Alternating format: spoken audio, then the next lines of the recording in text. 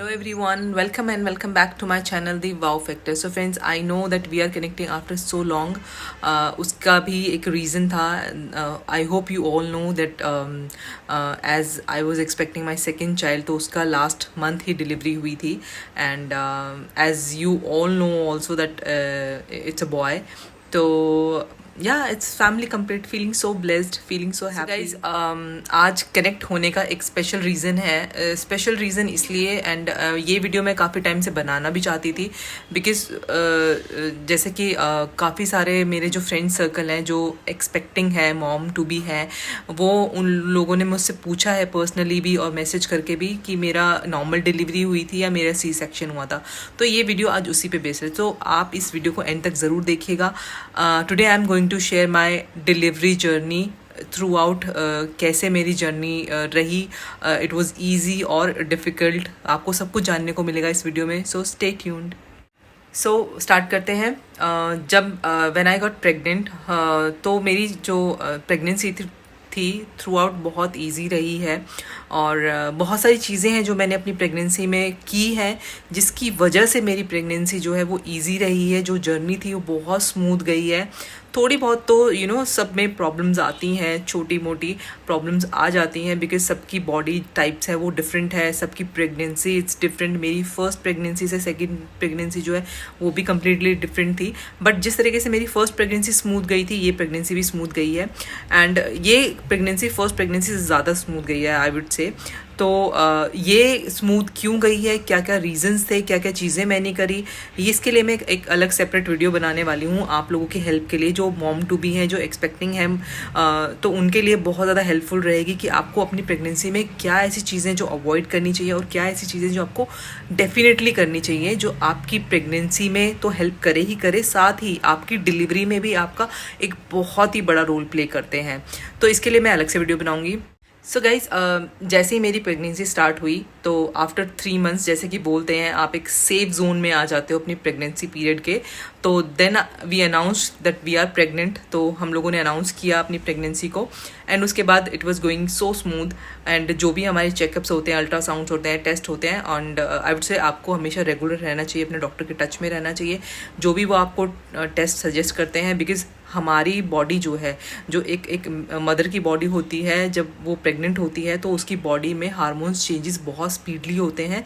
तो हमें वो कैसे पता लगेगा कि वो जो चेंजेस हो रहे हैं वो राइट साइड के लिए हो रहे हैं, उससे कोई बेबी को हार्म तो नहीं है या हमें कोई हार्मफुल तो चीज़ें नहीं हो रही हैं. तो उसका कैसे पता लगेगा, वो टेस्ट करके पता लगेगा. जो भी डॉक्टर आपको टेस्ट सजेस्ट करते हैं तो आई वुड से आपको टेस्ट ज़रूर कराने चाहिए, अपने डॉक्टर से डिस्कस करते रहना चाहिए चीज़ों को. तो आई थिंक मुझे ये सब चीज़ें बताने की ज़रूरत नहीं है, ये सब मदर को पता होती हैं कि क्या क्या करना है, कैसे कैसे करना है. तो जब हमारी प्रेगनेंसी स्मूथ चल रही थी एंड मेरी फर्स्ट प्रेगनेंसी में जब मैंने जैजलिन को डिलीवर किया था 7th मंथ में, I got some itching issues.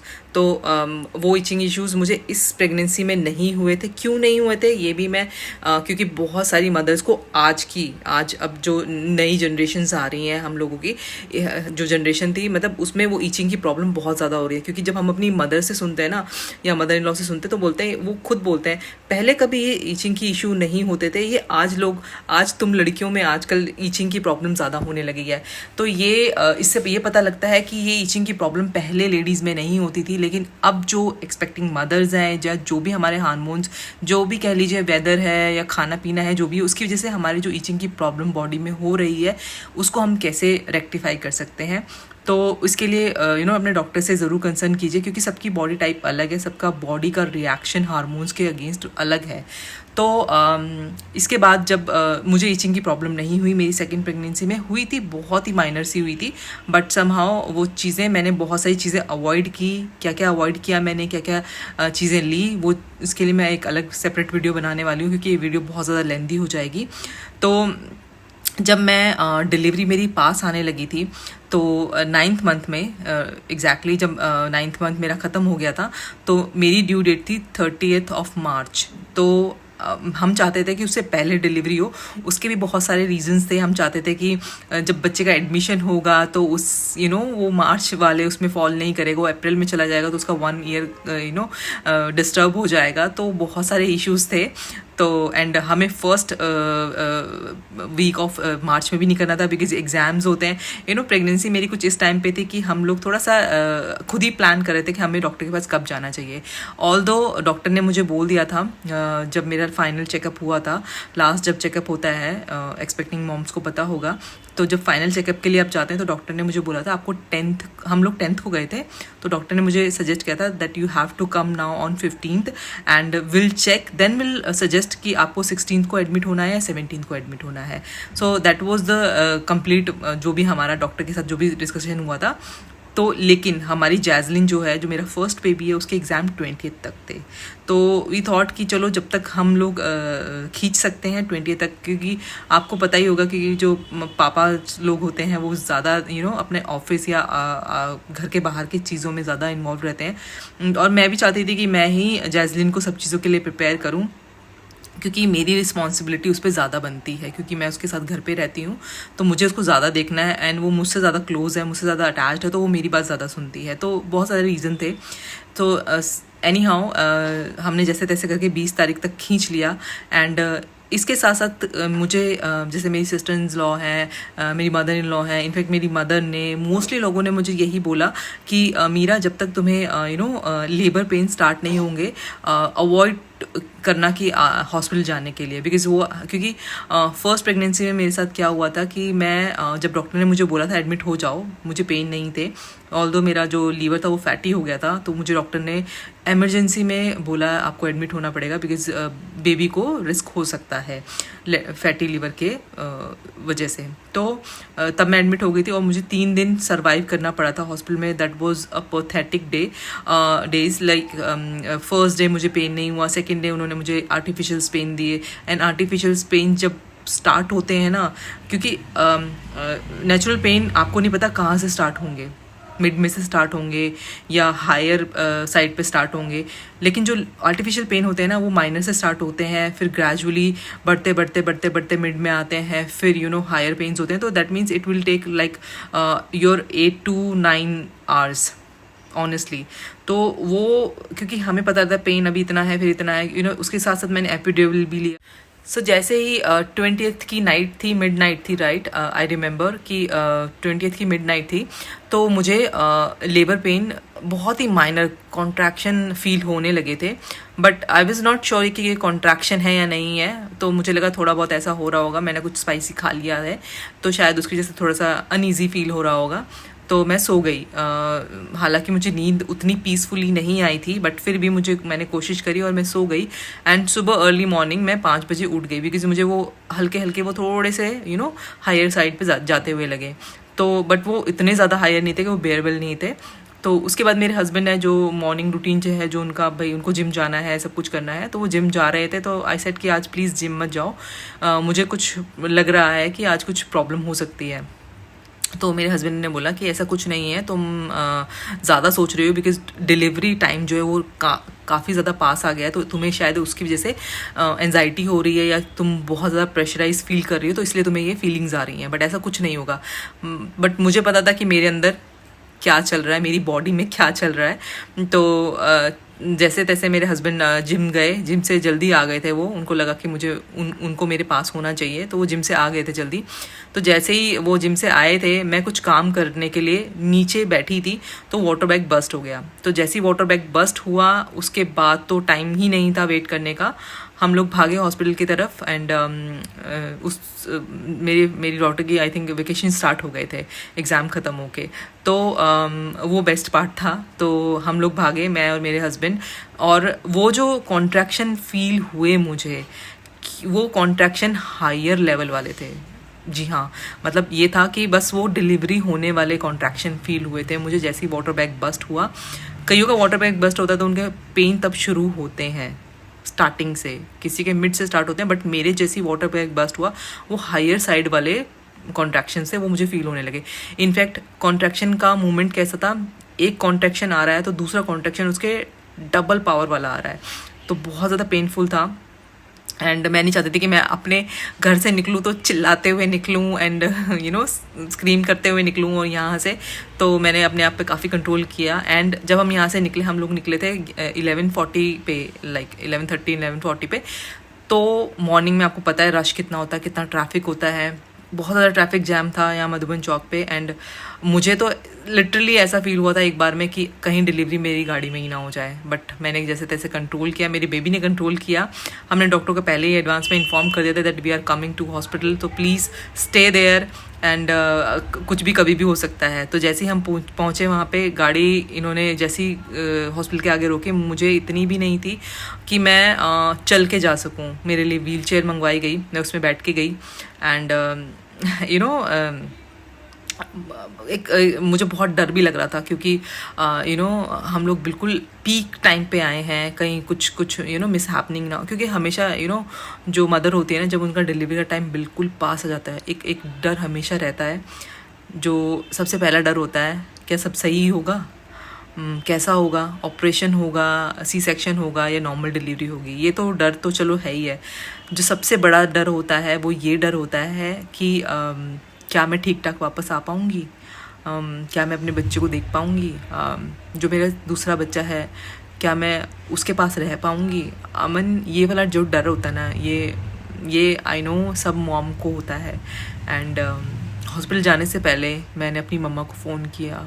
And obviously माँ बनने के टाइम पे माँ ही याद आती है, तो उनको फ़ोन किया। उनको मतलब मैं बहुत डरी हुई थी, तो उनको मैंने बोला मम्मा मैं जा रही हूँ, तो पता नहीं मैं वापस आ पाऊँगी कि नहीं, बट मैं बहुत फर्स्ट, मुझे याद है मेरी फर्स्ट डिलीवरी पे भी ऐसा ही था।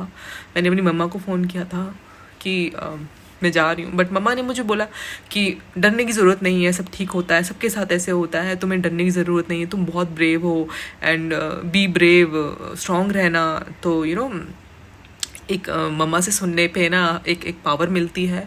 और एक, क्योंकि ये मदर और बच्चे का एक बॉन्ड होता है कि उसके कह देने से सब कुछ ठीक हो जाता है। तो इसीलिए मैंने अपनी मम्मा को फ़ोन किया, ऑल्दो ऑब्वियसली वो मैं नहीं चाहती थी कि वो भाग कर किसी भी रश में आए यहाँ पर, बट ठीक है। ओके, उसके बाद जैसे ही हम लोग अंदर गए तो हम लोग जैसे ही डॉक्टर के पास गए, मुझे लेबर रूम में लेके जाया गया क्योंकि बहुत ज़्यादा सीवियर पेन हो रहे थे मुझे। तो मैंने सिर्फ गाउन चेंज किया अपना, जो भी आपको डॉक्टर बोलते हैं वहाँ पे गाउन चेंज करने के लिए, हॉस्पिटल के कपड़े पहनने होते हैं। तो मेरे पास बिल्कुल टाइम नहीं था, इनफैक्ट डॉक्टर के पास भी बिल्कुल टाइम नहीं था कि वो मुझे ड्रिपिंग्स दे सकें, मुझे एडमिट जो बैंड वहाँ पे पहनाते हैं वो पहना सके, बिल्कुल भी टाइम नहीं था। उन्होंने फटाफट मेरा बीपी चेक किया और हार्ट बीट्स वगैरह सब कुछ चेक करी, बेबी की हार्ट बीट्स चेक करी, सब कुछ स्टेबल था। एंड बस स्टेबल कौन नहीं था, मेरे पेन्स नहीं थे, वो बढ़ते जा रहे थे और बहुत सीवियर पेन हो रहा था मुझे। एंड मुझे पता लग गया था, ये जो भी नॉर्मल डिलीवरीज वाली मॉम्स होती हैं उनको पता होता है कि कब कौन से पेन में बेबी विल कम आउट। तो ये हमें पता होता है, हमें इंटरनली पता लग जाता है। तो ऐसे ही मेरे साथ हुआ। जैसे ही वो पेन्स आ रहे थे, एक के बाद एक पेन जो था वो उससे बढ़कर पेन था। तो डॉक्टर मेरी आई, तो उससे पहले जो नर्सेज वगैरह थी वो भी चेक कर रही थी।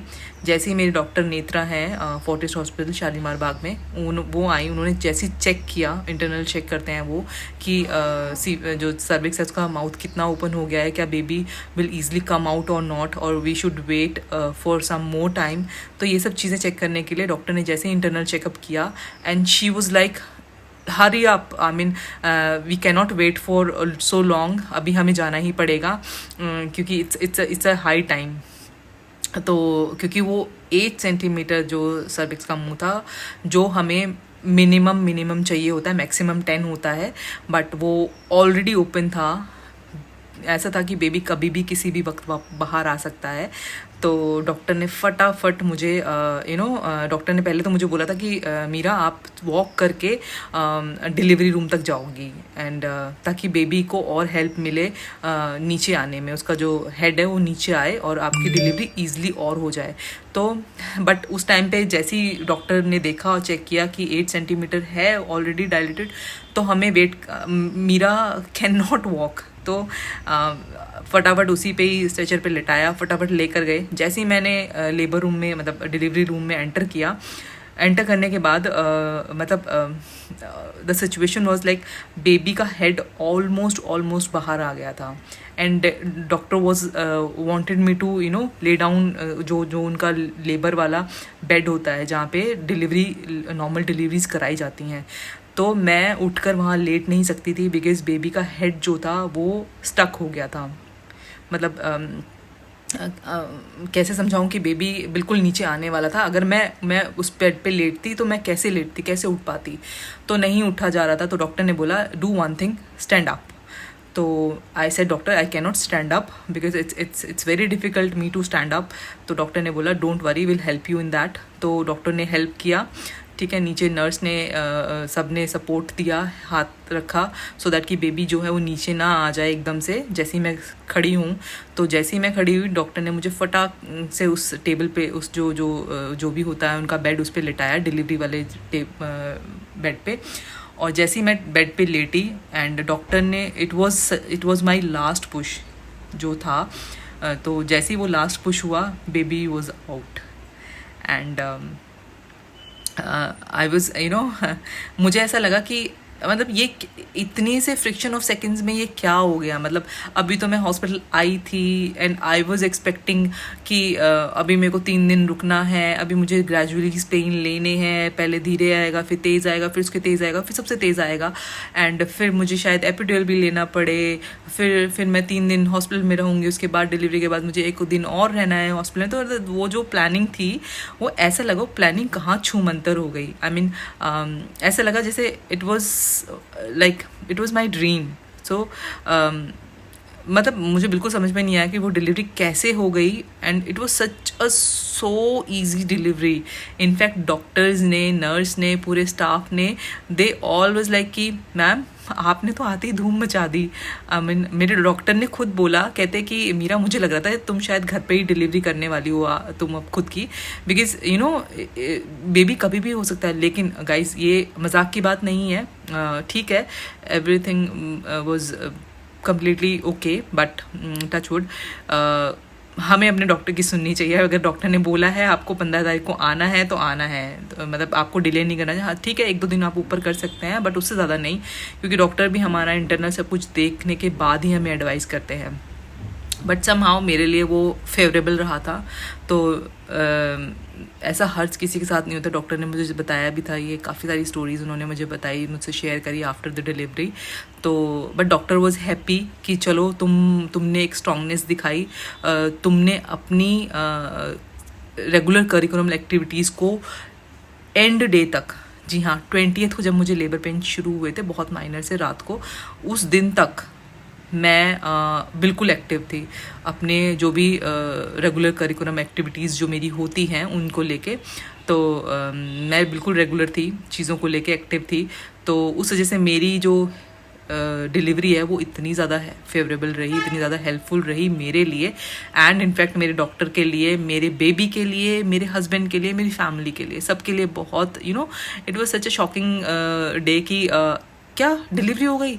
मेरे हस्बैंड नीचे गए हुए थे जो भी फॉर्मेलिटीज़ होती हैं हॉस्पिटल की फॉर्मेलिटीज़ करने के लिए, एंड जैसे ही वो मतलब उन्होंने फॉर्मेलिटी पूरी करी, मैं बार बार स्क्रीम कर रही थी please call my husband, please call my husband, I want him to be there. तो वो यहाँ पे होंगे, क्योंकि मेरी फर्स्ट डिलीवरी में मेरे हस्बैंड मेरे लेबर रूम में साथ नहीं थे and I was expecting the same. तो बट वो नहीं थे वहाँ पे, क्योंकि वो मैंने ही उनको इतना टाइम नहीं दे पाई कि वो आए यहाँ पे रुकें। तो जैसे ही वो ऊपर आए और डॉक्टर ने, नर्स ने मेरे हस्बैंड के हाथ में बेबी दे दिया कि this is your baby, and my husband like इतनी जल्दी किसका बेबी है, ये मेरा बेबी है।